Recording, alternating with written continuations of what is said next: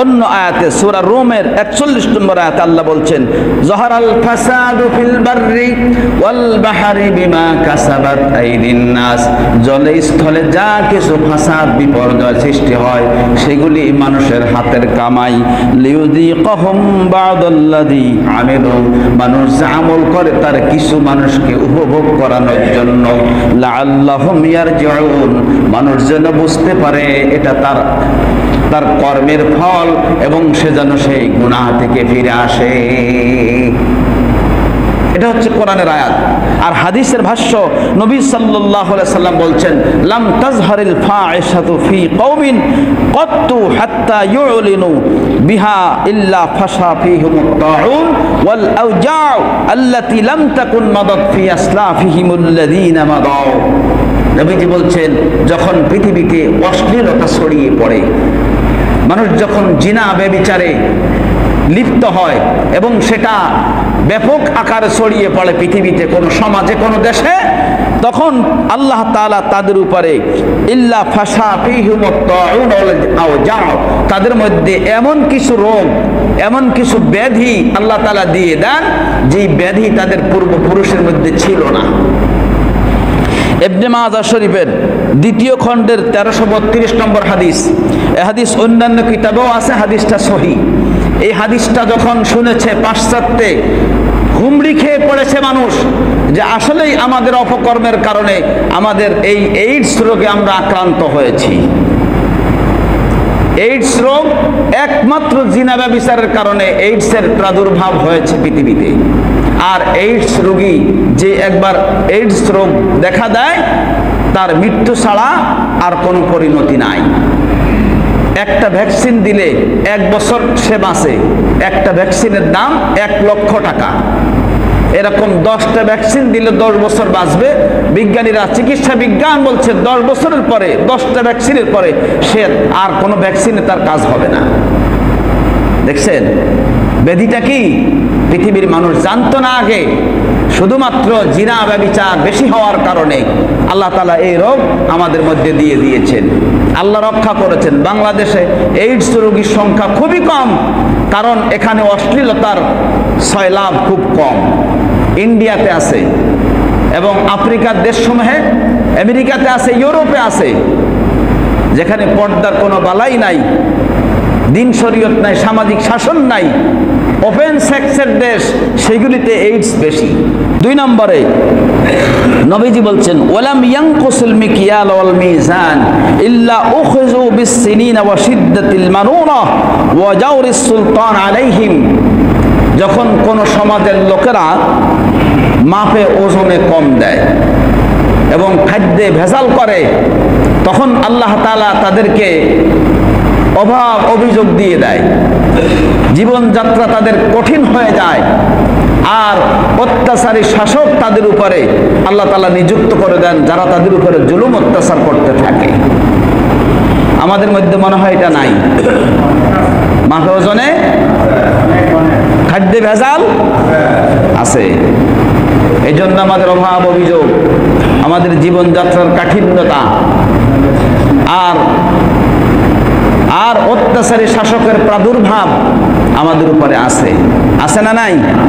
আছে। 3 নম্বরে নবীজি বলছেন, ওয়ালাম ইয়ামনাউ যাকাতা আমওয়ালিহিম, যারা তাদের মালের যাকাত দেয় না, ইল্লা মুনিউল কাতরা মিনাস সামাই, তখন আকাশ থেকে আল্লাহর রহমতের ফোঁটাগুলি বন্ধ হয়ে যায়। আল্লাহর রহমতের ফোঁটা কি? বৃষ্টি। আল্লাহর রহমতের ফোঁটা বৃষ্টি।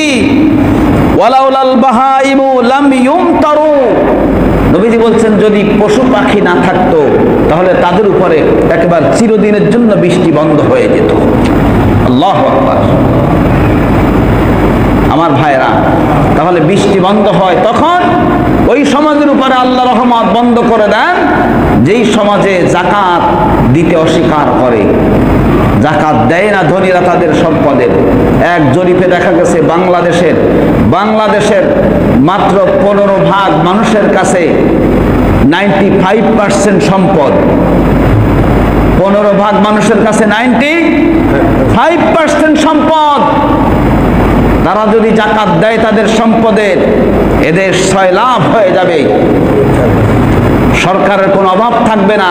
সেই জাকাতের মালগুলি নিয়ে সুষম বন্টন যদি করে, কোনো গরিব থাকবে না বাংলাদেশে। আগামী 10 বছর এই বাংলাদেশ পৃথিবীর অন্যতম একটি উন্নত দেশে পরিণত হবে। পৃথিবীর কারোর কাছে আমাদের ভিক্ষা চাওয়া লাগবে না। কিন্তু দুর্ভাগ্য, আমাদের সরকারগুলি এই চিন্তা করে না যে আমরা জাকাত আদায় করব এবং সুষম বন্টন করব, গরিবদের মাঝে বন্টন করব। যাও সরকারি মাল আসে, ত্রাণের, রিলিফের, ভিজিএফ কার্ডের, সেগুলিও মাইনিং করে খায়। যাদের হাতে আসে তারা খেয়ে ফেলে। রক্ষক হয় ভক্ষক। বেড়া দেয় আবাদ ফসল ঠেকানোর জন্য, তাই না? বেড়ায় যখন ক্ষেত খায় তখন কি হয়? ফসল থাকে? ফসল থাকে না। দুর্ভাগ্য জাতির যে বিড়ালের কাছে আমরা শুটকি পাহারার দায়িত্ব দিই। বিড়ালের কাছে কষ্ট হচ্ছে আপনাদের? অসন্তুষ্ট হচ্ছেন? আল্লাহ মাফ করুন আমার ভাইরা। এরপরে নবীজি বলছেন 4 নম্বরে, ওয়ালাম ইয়ানকুদু আহাদাল্লাহি ওয়া আহাদা রাসূলিহি ইল্লা সাল্লাতাল্লাহু আলাইহিম আদুওয়ান মিন গায়রিহিম। যখন আল্লাহর ওয়াদা এবং নবীর সঙ্গে ওয়াদা মানুষ প্রতিশ্রুতি দেওয়া ভঙ্গ করে, তার মানে আল্লাহর দ্বীন পালন করা থেকে যখন ফিরে আসে, নিজেদের শৌর্য বীর্য যখন তারা প্রদর্শন করে না, ইমানের আলোয় যখন দীপ্তিমান হয় না, তখন আল্লাহ তাআলা অন্য কোন জাতিকে তাদের উপরে চাপিয়ে দেয়। যেমন একবার দিয়েছিল ইংরেজদেরকে, 190 বছর শাসন করে গেছে। আবার শাসন করেছে পাকিস্তানিরা আমাদেরকে 47 থেকে 71 পর্যন্ত, ঠিক কি না?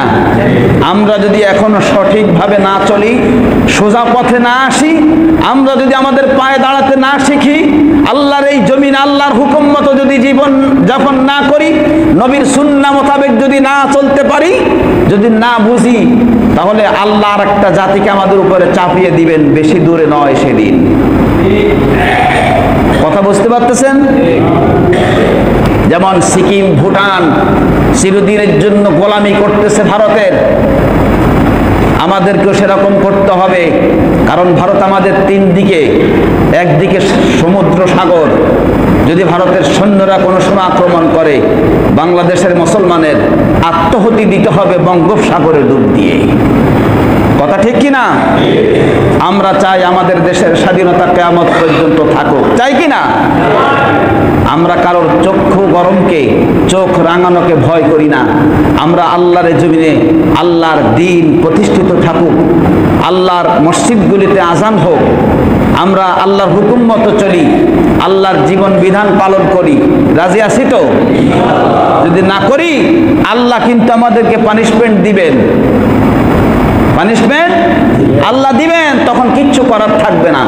প্রিয় ভাই, আমি কেন বিষয় নিয়ে এসেছি এজন্য, গত কয়েকদিন আগে ফরিদপুরের 2